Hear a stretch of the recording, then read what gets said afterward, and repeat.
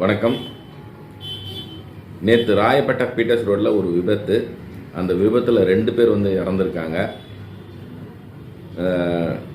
ரொம்ப கஷ்டமாக இருக்குது அந்த நியூஸ் பார்த்துட்டு. இறந்தவருக்கு 2 பெண் குழந்தை இருக்குது. அவங்க ஃபேமிலி எப்படி ரன் பண்ண போகிறாங்கன்னு தெரியல. இது பைக் ரேஸ்.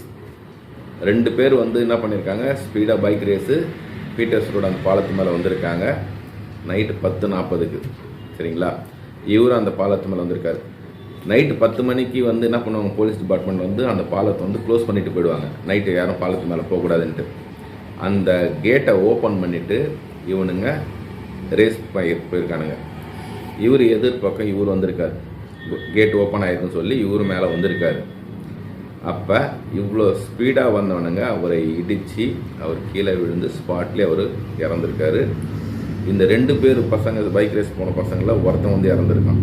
ஒருத்தன் ஹாஸ்பிட்டலில் ராயப்பேட்டையில் சீரியஸாக இருக்கான். இப்போ அவனுங்களை பற்றி யாருமே அங்கே பேசலை. இப்போ இவர் வந்தவர் இறந்தவுடனே அங்கே இருக்க மக்கள்லாம் ரொம்ப கதறாங்க.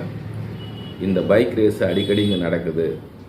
போலீஸ் இதுக்கு ஏதோ ஆக்ஷன் எடுத்திருந்தா இந்த மாதிரி நடந்திருக்காது.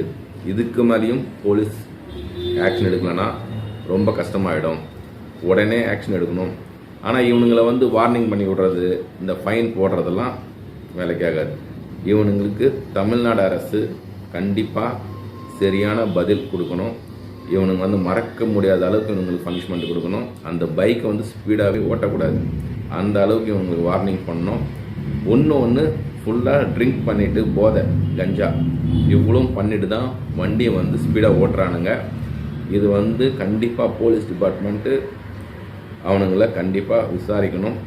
இரவு நேரத்தில் எந்த பைக் வந்தாலும் மடக்கி அவனுங்கக்கிட்ட என்னென்ன லைசன்ஸ் இருக்குது. இன்னொன்று பைக்கில் பார்த்தீங்கன்னா நம்பர் பிளேட் அங்கங்கே கேமரா போலீஸ் டிபார்ட்மெண்ட் வச்சுருக்காங்க. அந்த கேமராவில் விழாத அளவுக்கு அந்த போர்டே இப்படி வச்சுருப்பானுங்க. கண்ணுக்கு தெரியாது, அந்த நம்ம நம்பர் டக்குன்னு பார்க்க முடியாது. கேமராலையும் அந்த நம்பர் விழாத அளவுக்கு பண்ணியிருப்பானுங்க. அந்த மாதிரி இருந்தாலும் விடக்கூடாது. இரவு நேரத்தில் கண்டிப்பாக பைக் ஸ்பீடாக போனால் அந்த பைக்கை மடக்காது. யார் பையனாக இருந்தாலும் சரி, அதிகாரி பசங்களாக இருந்தாலும் யாராக இருந்தாலும் சரி, மடக்கி கண்டிப்பாக அவனுக்கு மேலே ஆக்ஷன் எடுக்கணும். இந்த மாதிரி விபத்து இனிமேல் நடக்கக்கூடாது. அந்த உயிர் போனதால் தான் ரொம்ப வேதனைப்பட்டு இந்த வீடியோ நான் போடுறேன். 2 பெண் குழந்தைகள், அந்த ஃபேமிலி எப்படி அந்த குடும்பத்தை ரன் பண்ண போகுதுன்னு தெரியல.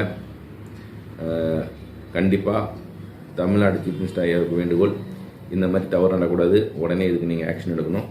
நன்றி, வணக்கம்.